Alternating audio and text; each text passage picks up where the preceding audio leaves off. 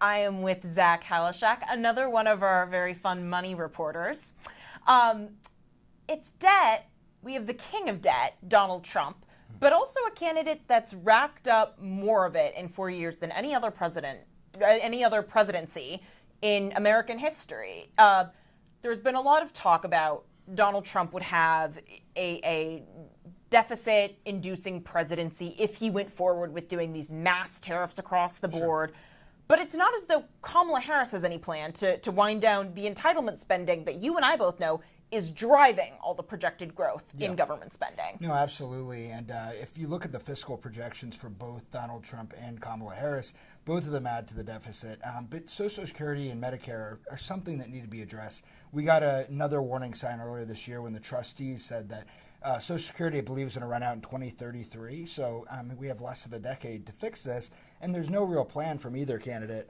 Kamala Harris isn't saying she wants to make any changes to Social Security or Medicare, and neither is former President Trump.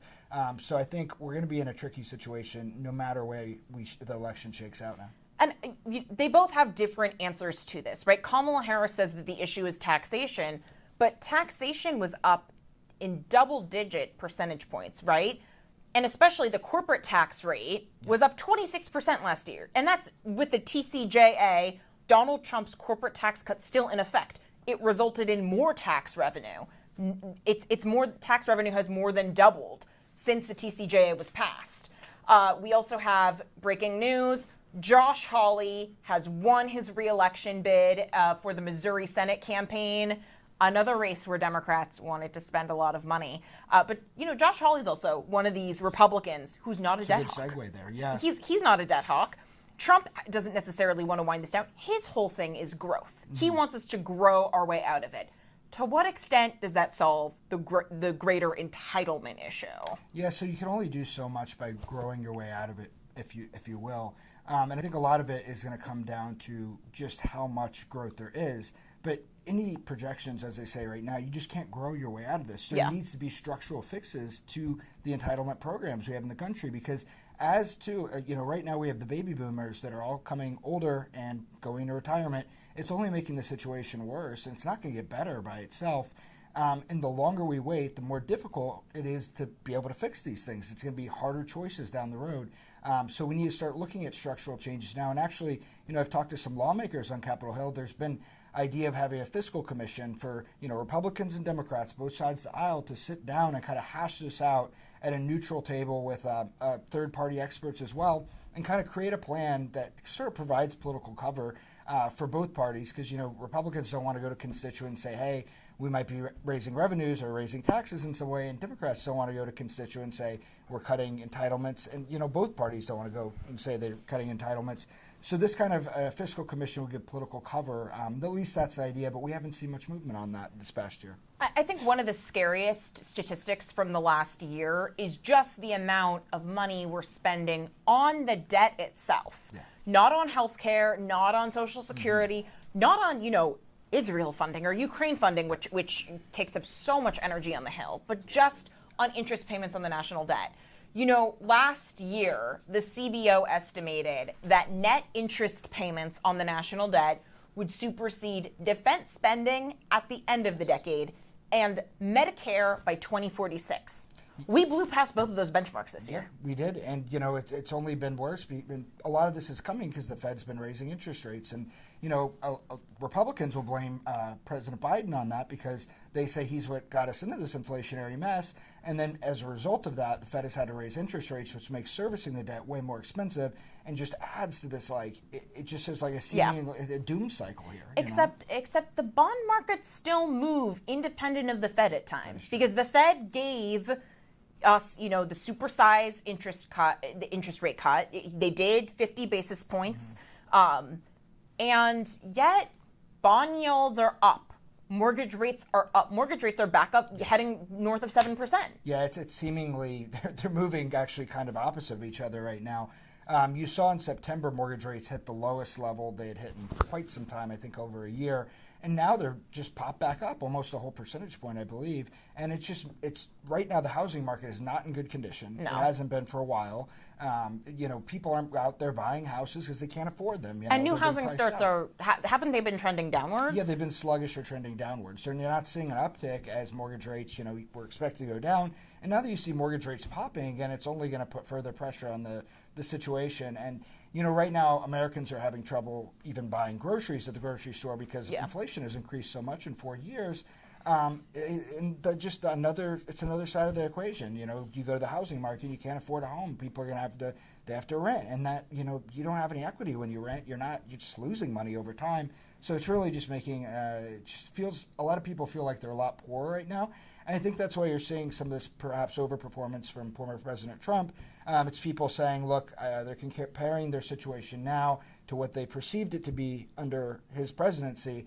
And if you look at the exit polling, the Associated Press exit polling showed that the economy was by far the number one issue. I think it was like 40% of voters said that was the biggest problem facing the U.S. And the next biggest was immigration at like 20%, so even double. And, even though we had that terribly anemic jobs report this last month, only 12,000 jobs created, the lowest since long before COVID. It's even with that, jobs are not the top issue cited by voters. It is inflation. And so here's one of the things I have to wonder, and I'm saying this with a total bias as a debt hawk, as a staunch, Milton Friedman fiscal conservative. Is the rest of our generation coming around to realizing that a rising tide lifts all boats, and that the biggest issue is not income inequality, but economic growth at large? Do you think that there has been a shift in realizing, one of the arguments Joe Biden made when he passed, $1.9 trillion American Rescue Plan was Obama didn't overshoot TARP, and so I need to overshoot the response to the pandemic because overshooting is better than undershooting. Have we not? Do you think there's a lesson to be learned here? And do you think that the American people have internalized it's better to spend less than risk that inflation? I would say hopefully there's a lesson to be learned there, but I don't know if we've really learned that.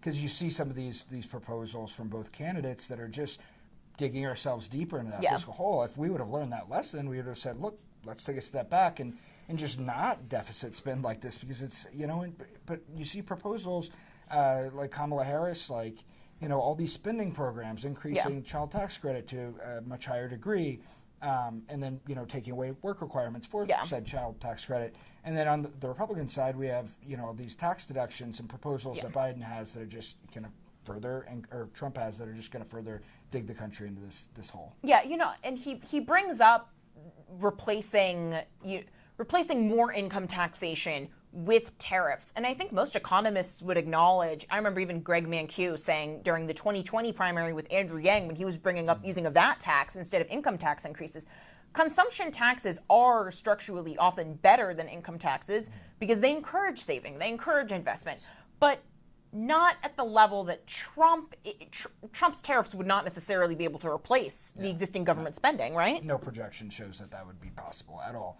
And he's also proposed reallocating federal energy spending resources. I think the Tax Foundation said that would equate to maybe 11% of the shortfall for Social Security. Wow. So it's not even close, just the energy component of that. But it was interesting. I've actually been writing about this recently. Trump's sort of economic philosophy is sort of a step back from years of Republican orthodoxy of broadening the tax base, but lowering rates overall. Like, you see all these special exemptions, and he's targeting all these individual groups, but not widening the overall tax base, and that's for years been the biggest thing for Republicans. And it probably complicates, the tax code, which is fundamentally, Republicans didn't just run on cut taxes, they also ran on simplifying the tax code. That was such a crucial mission. But again, we'll see. Donald Trump, he says lots of things. At the end of the day, he's a builder. And hopefully, I'd like housing policy to become a central issue as we have more millennials who are trying to start families and grow families, Boosting supplies. Well, that would be something that'd be so great to see. Zach, thank you so much. While you're out there, you need to be following the 10-year. That is just, the 10-year yield is booming right now under the assumption that Trump's odds have been dramatically increased. The dollar's up right now, too. The Chinese yuan's down. Peso's down. Yeah. And it'll be interesting to see if the 10-year is a better predictor than the needle over at the New York Times. Yeah. Zach, thank you so much. Always, yeah.